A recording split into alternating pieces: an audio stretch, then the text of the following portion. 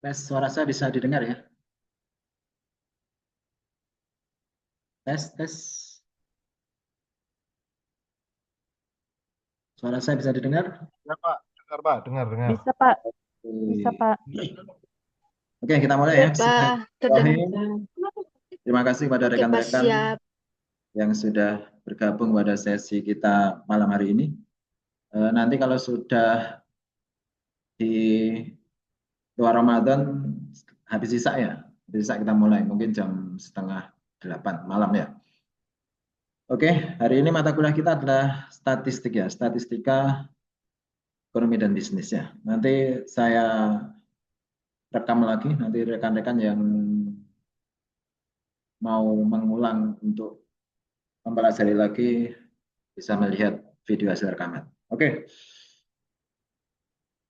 tujuan pembelajaran kita hari ini adalah memahami konsep dasar statistika. Nanti apa itu statistika, nanti kita akan bahas bersama. Kita akan belajar bersama, kemudian mengetahui peran statistika dalam ekonomi dan bisnis, kemudian menyadari pentingnya data dalam pengambilan keputusan. Statistik ini selalu terkait dengan data, ya. Jadi nanti kita juga akan mempelajari data. Data ini adalah komponen utama dalam statistika. Oke, statistika. Ada 5 aspek ya.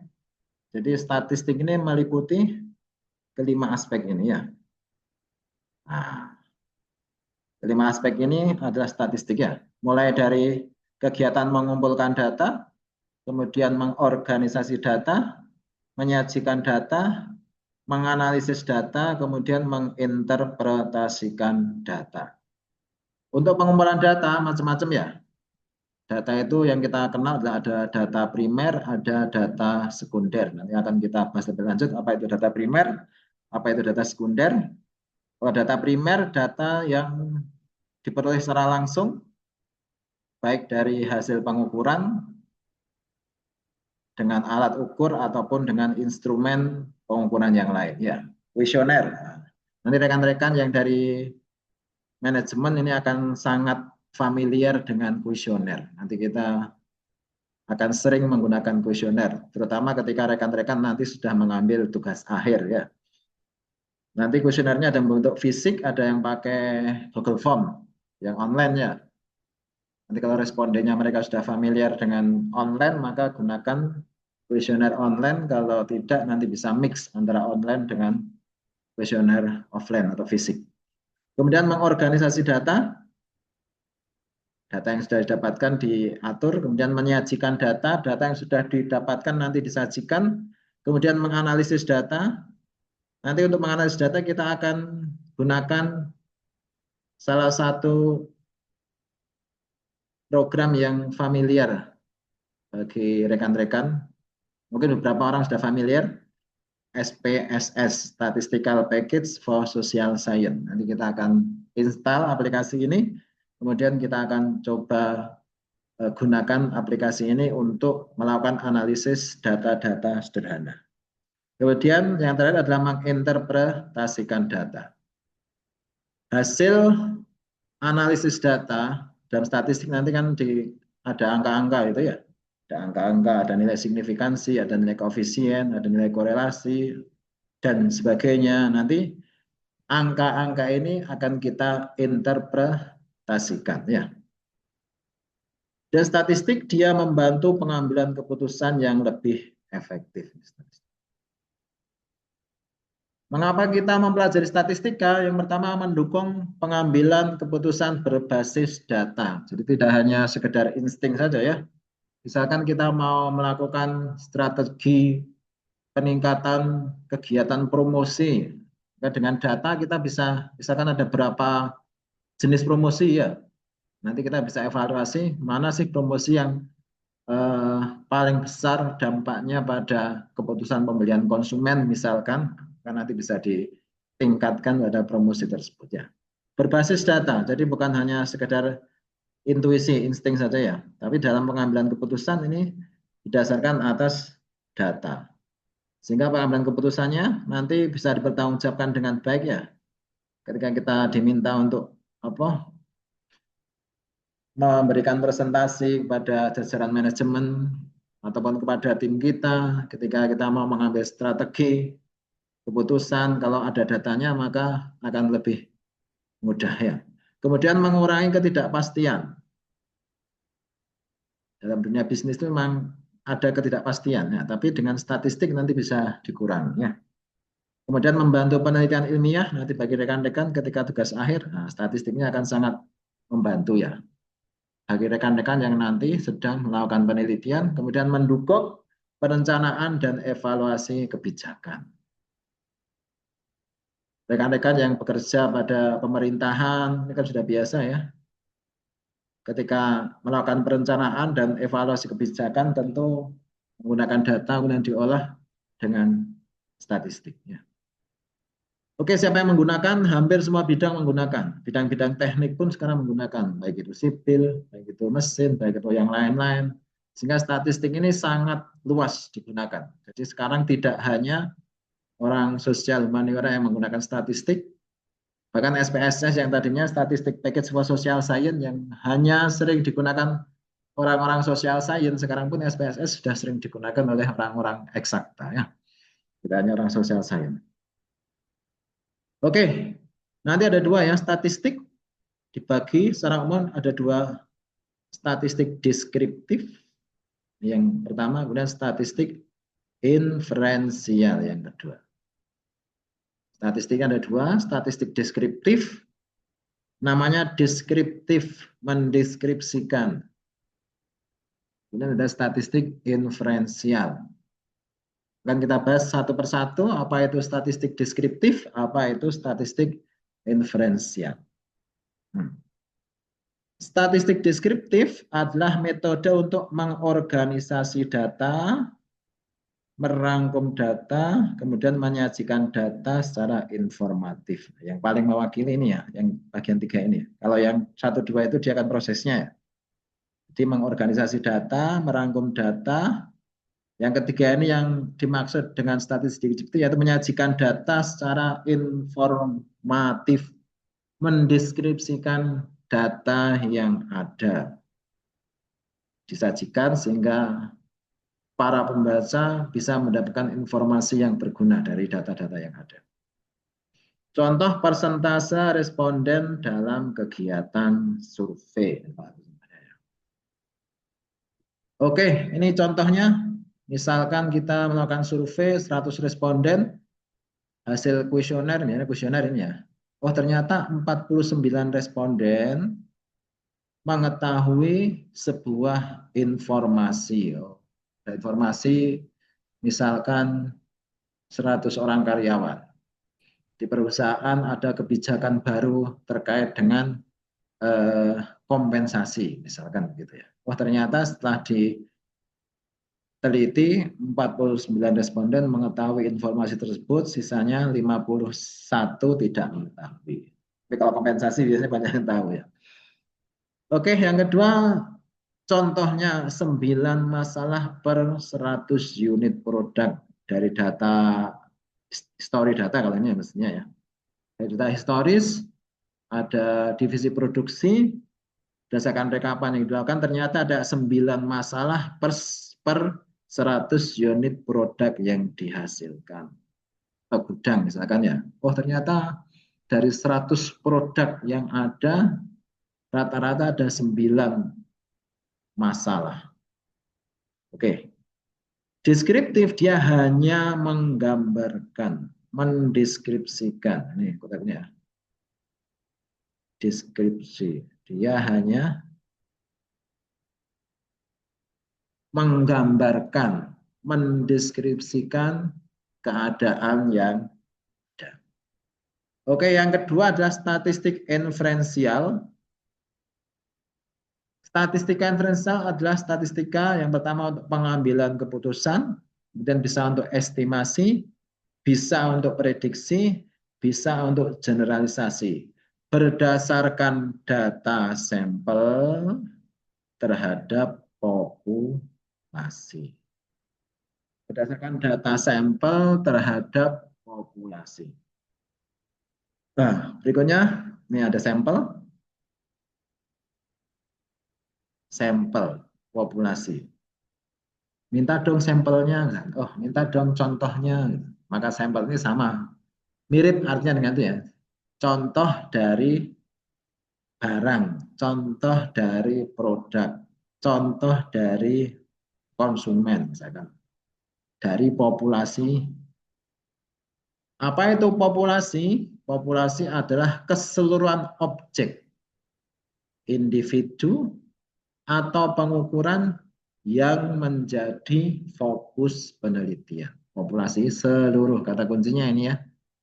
Populasi itu keseluruhan, keseluruhan objek atau individu atau pengukuran yang menjadi fokus penelitian. Itu dari populasi. Kemudian apa itu sampel? Sampel adalah sebagian dari populasi yang diambil, ada populasi banyak nih, kemudian diambil sampel, diambil contohnya untuk mewakili karakteristik populasi. Misalkan kita pengen melakukan penelitian di kota Surabaya.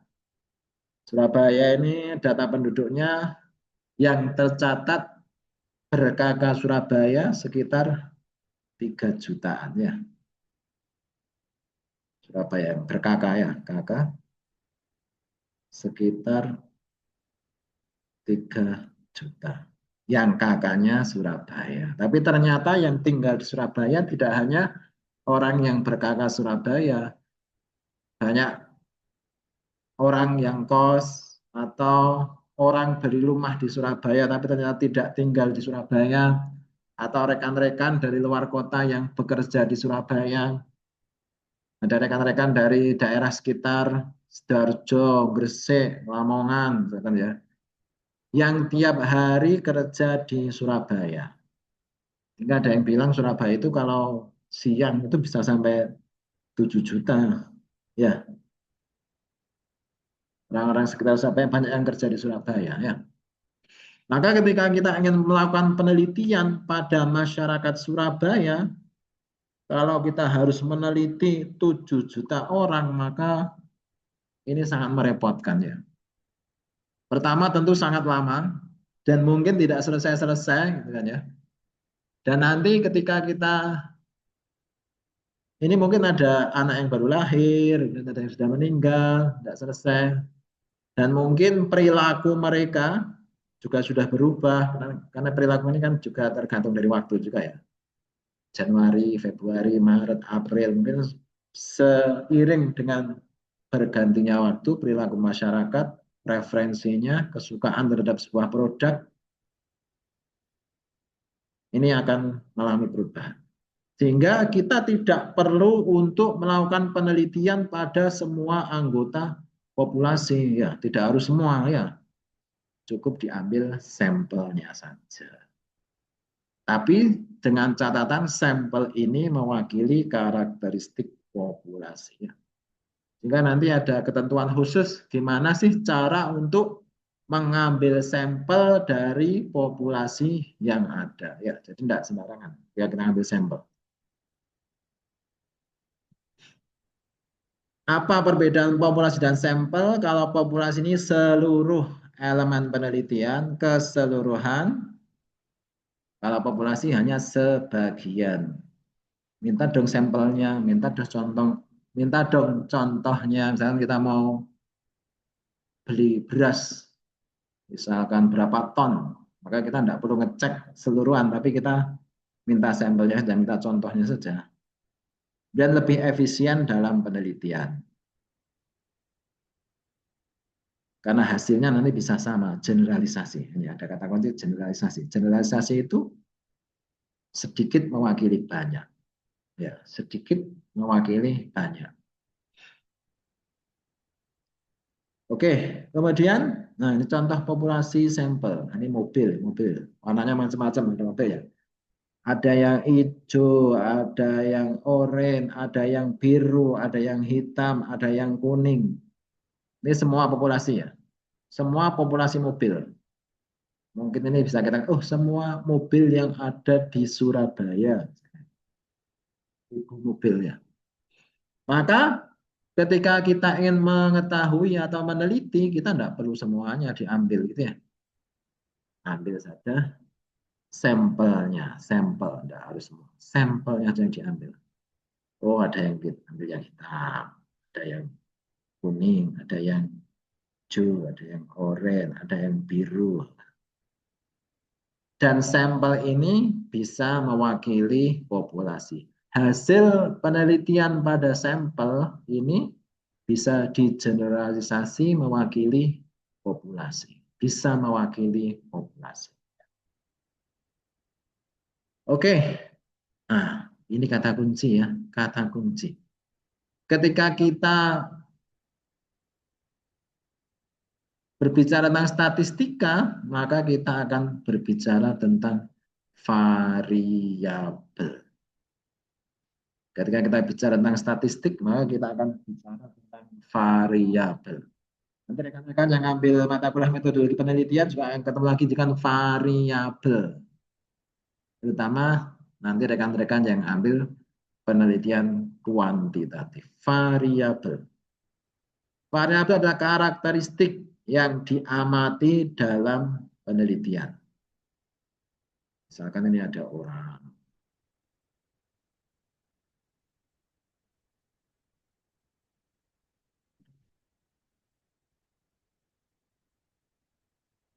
Banyak orang. Misalkan ada 100 orang. Orang ini adalah objek. Objek. Misalkan kita punya objek. Objeknya adalah orang. Dan kita ada variabel.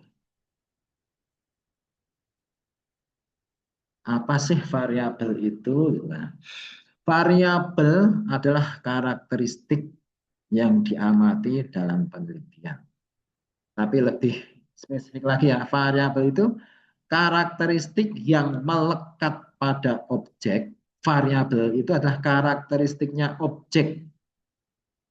Variabel itu karakteristiknya objek. Dia punya nilai variabel. Variabel itu biar mudah diingat variasi. Variabel itu variasi.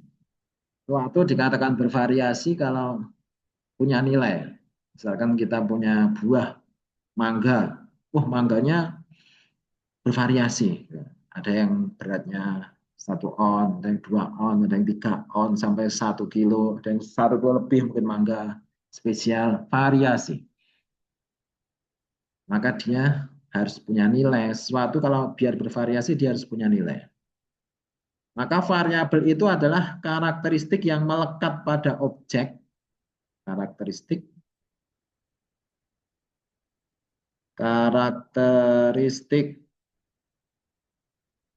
melekat pada objek. Ini diingat-ingat ya. Karakteristik yang melekat pada objek. Ini. Nilai. Punya nilai. Dan ini variasi. Berubah-ubah. Apa itu variabel? Variabel adalah karakteristik yang melekat pada objek punya nilai, ini diingat-ingat, kemudian nilainya berubah-ubah. Kalau punya nilai tapi nilainya tidak berubah, namanya konstanta. Nah, nanti ada ya. Ada namanya konstanta. Ada namanya variabel. Kalau konstanta itu ya konstan, tetap. Variabel ini bervariasi, berubah. Ya. Jadi meskipun karakteristik itu melekat pada objek, punya nilai, tapi kalau nilainya tetap, itu bukan variabel, tapi namanya konstante atau tetap. Kalau variabel, dia punya nilai dan nilainya berubah-ubah. Oke, variabel ada variabel kualitatif, ada variabel kuantitatif. Ada variabel kualitatif, ada variabel kuantitatif. Apa itu variabel kualitatif? Variabel non-numerik. Non-numerik. Ya. Tapi nanti ketika kita analisis, tetap kita ini, misalkan jenis kelamin laki-laki. Tetap nanti biasanya kita kasih angka ya, perempuan. Nah, tapi angka ini tidak menunjukkan order atau tingkatan. Ini hanya sekedar untuk membedakannya. Variabel kualitatif adalah variabel non numerik. Contohnya ada jenis kelamin, agama, warna mata, jenis kendaraan. Kemudian ada variabel kuantitatif, variabel yang dinyatakan dalam bentuk angka, langsung dinyatakan dalam bentuk angka. Ada jumlah anak, ada pendapatan. Jumlah anaknya berapa? 3. Jumlah anaknya berapa? 4. Misalkan. Pendapatannya berapa? Oh, 5 juta per bulan. Misalkan. Katanya. Berapa sih waktu tempuh Gresik, Surabaya? Oh, 1,5 jam misalkan gitu ya. Berapa saldo rekeningmu? Ada 100 juta misalkan. Ya. Variabel yang dinyatakan dalam bentuk angka. Yang kualitatif tadi, dia non numerik tidak angka, tapi akhirnya nanti ketika kita analisis kita beri kode, coding.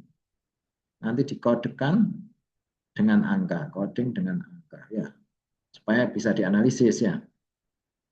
Karena nanti seperti SPSS itu dia menganalisis data-data yang sifatnya numerik, sehingga nanti misalkan agama Islam 1, Kristen 2, Katolik 3, Buddha 4, dan Hindu 5, dan sebagainya ya. Nanti tetap walaupun dia tidak menunjukkan order, tidak menunjukkan tingkatan, tapi tetap di coding dengan angka supaya memudahkan dalam analisa. Aslinya bukan angka, tapi akhirnya nanti dirubah diangkakan. Kalau yang variabel kuantitatif memang dari awalnya sudah berbentuk angka ya. Dari awalnya memang bentuknya sudah jelas.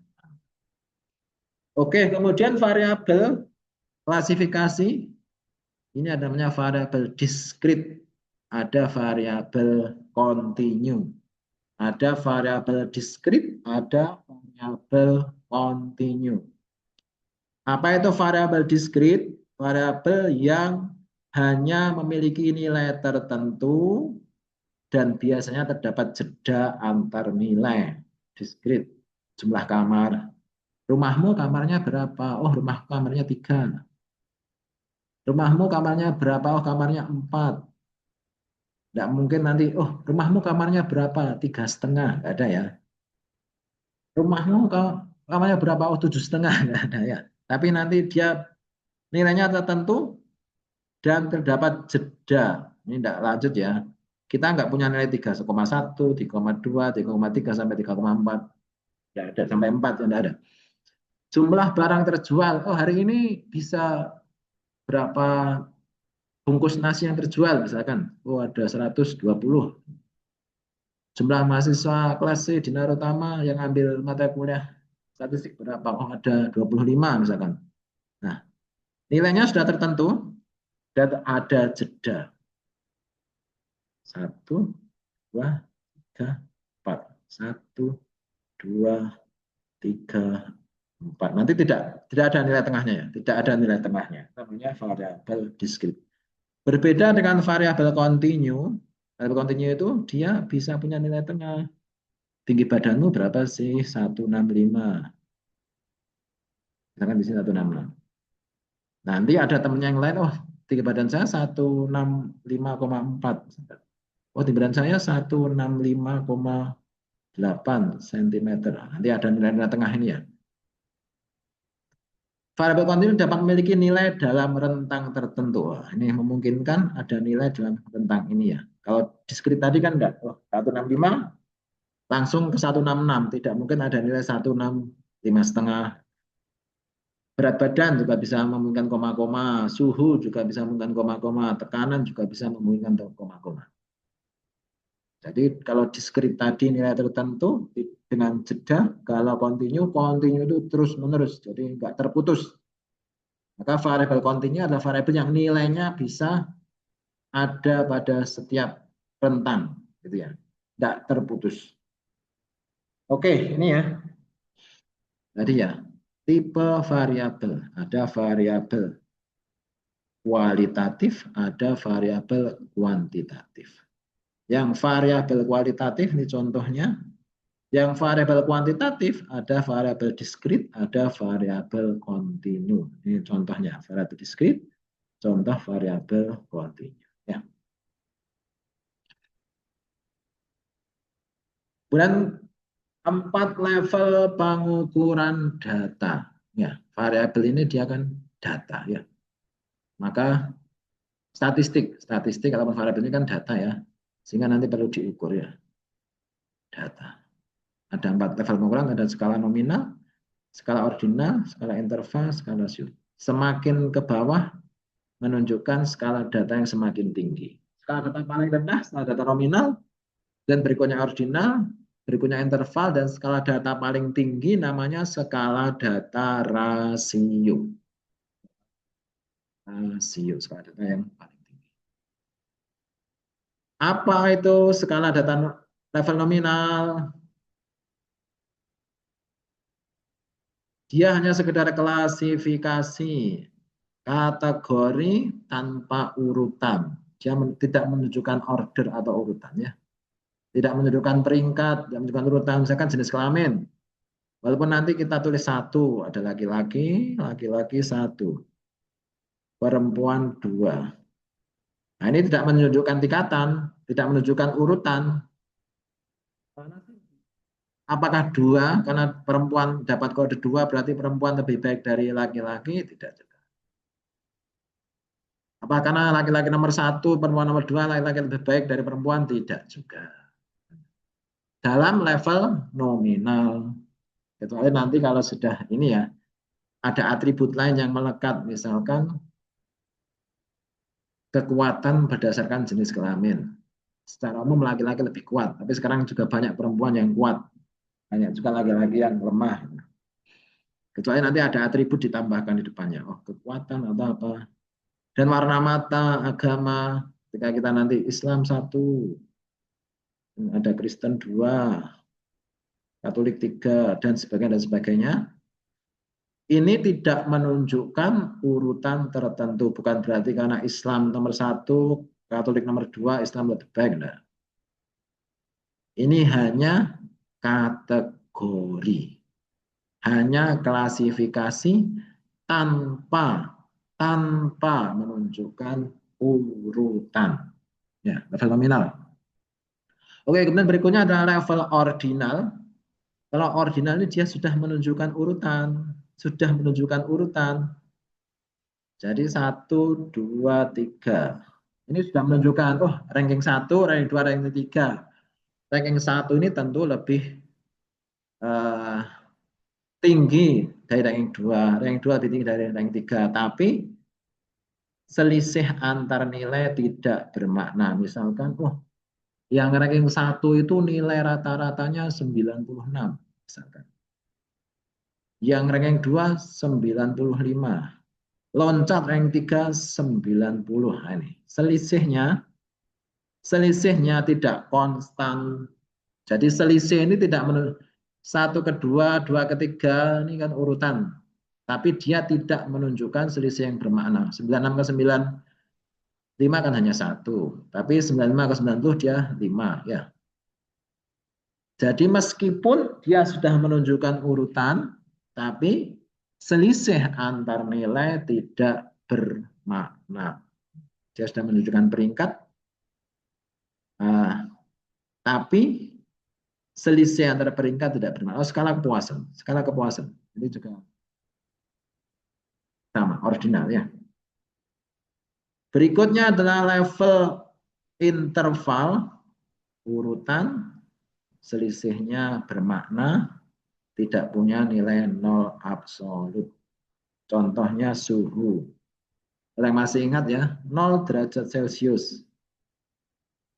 Itu kalau dikonversi jadi berapa derajat Fahrenheit? Kan ada ya, Fahrenheit. Berapa? Saya lupa sih. Yang tadinya 0 di Celcius, ternyata kalau dikonversi ke Fahrenheit tidak jadi 0. Makanya dia tidak punya 0 absolut. Kalau misalkan kita bikin kategori usia 0 sampai misalkan ya.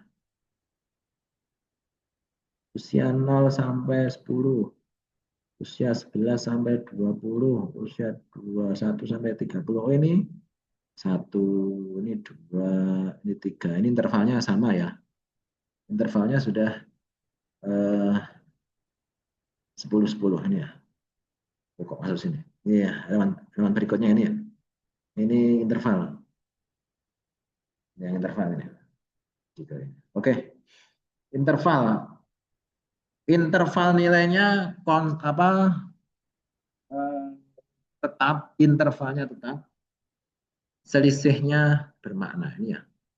Sudah menunjukkan urutan dan selisih bermakna. Selisih memang betul-betul menunjukkan selisih. Oh, kategori kelas 1 pendapatannya 0 sampai 1 juta. Kategori kelas 2 dia lebih dari 1 juta sampai 2 juta. Misalkan. Kategori 3 dia lebih dari 2 juta sampai 3 juta. Ini ringnya kan masing-masing 1 juta. Ringnya memang 1 juta. Selisihnya memang bermakna. Selisihnya bermakna. Oke, kemudian yang tertinggi namanya level rasio. Level rasio.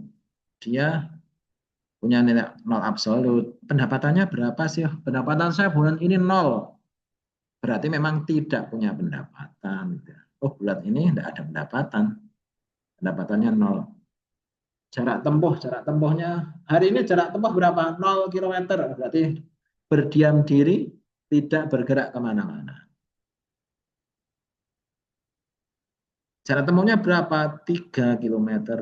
Jarak tempuhnya berapa? 5 kilometer. Tapi juga ada 0 kilometer. Ini level data paling tinggi ya. Berat badan hasil pengukuran.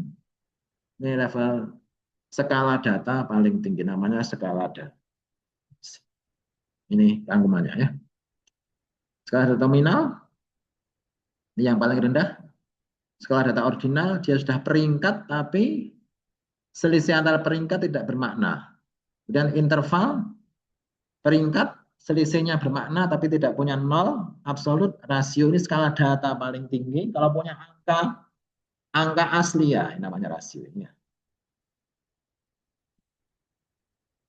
Rasio, number of patient, number of cells, distance to class. Oke, dress size sebenarnya kan ada ya dress size. Ukuran sepatu 43. 43. Oh itu untuk panjang kaki 26 cm sampai 26,5 cm misalkan ya. Kalau tidak salah ini ya 43 ya. 43-nya Indonesia, 43-nya orang Eropa kadang lainnya. 43-nya orang Indonesia sekitar. Oke, dari kesimpulan yang bisa kita ambil dari apa yang kita paparkan, kita pelajari hari ini adalah statistik merupakan alat penting dalam penelitian dan pengambilan keputusan. Jadi tadi kita belajar jenis data, ya kita ada data ya. Kita belajar variabel, kemudian kita belajar level pengukuran. Kita belajar 3 hal hari ini ya. Jenis data, dan ada variabel, kita variabel kuantitatif, variabel kualitatif, dan level pengukuran dan nominal, ordinal, interval, dan mas. Oke, rekan-rekan, itu pertemuan kita pada hari ini. Mungkin ada yang mau didiskusikan, ditanyakan, silakan.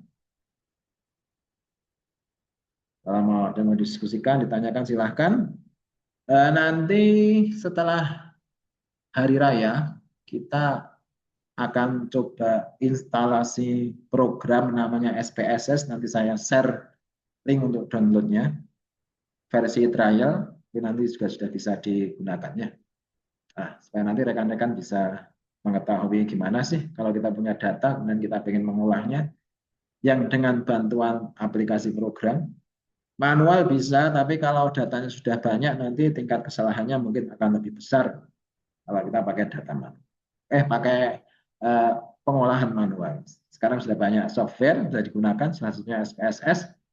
Nanti juga rekan-rekan masing-masing kita ngambil ini ya, project pengerjaan pakai data BPS nanti. Jadi nanti kita akan belajar mencari data dari BPS, kemudian kita olah data itu dengan SPSS, hasil pengolahan dan kita berikan makna interpretasinya. Oke, ada yang mau ditanyakan? Dari apa yang saya sampaikan, nanti kita akan belajar secara bertahap tentang statistika ini. Bagi rekan-rekan yang nanti mengambil tugas akhir kuantitatif, maka hukumnya wajib, tidak bisa tidak, harus ngerti dan paham statistik. Dan rata-rata kebanyakan tugas akhir atau skripsi mahasiswa manajemen di Narotama menggunakan kuantitatif, menggunakan statistik. Jadi rekan-rekan nanti harus paham ya, statistik itu apa sih? Ketika kita punya data, kita ingin analisis, pakai jenis analisis yang mana sih? Kalau pakai SPSS, tahap-tahapannya seperti apa sih? Nanti kita akan belajar. Oke, ada yang mau ditanyakan? 1, 2, 3, 4, 5, 6, 7, 8, 9.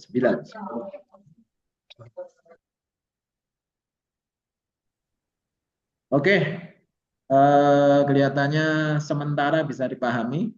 Nanti kalau ada pertanyaan bisa lewat grup.